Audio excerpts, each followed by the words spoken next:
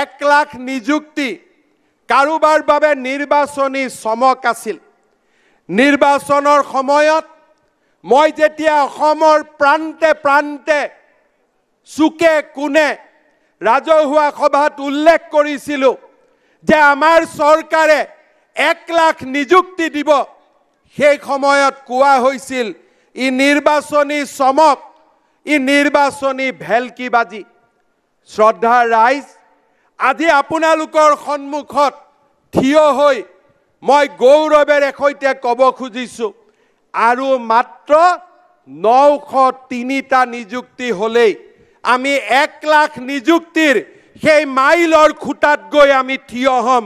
এখন গৌৰৱী অসমৰ আজি আমি পৰিচয় ভাৰতবৰ্ষত নিৰ্মাণ কৰিম। আপোনালোকে আশীৰ্বাদ কৰিব।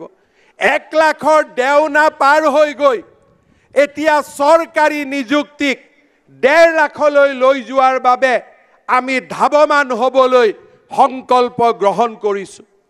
অসমত আজি এনে এখন চৰকাৰ আজি আমি দিবলৈ চেষ্টা কৰিছোঁ যে নিৰ্বাচনৰ সময়ত কোৱা প্ৰতিটো কথাই যাতে বাস্তৱত ৰূপায়িত হয়।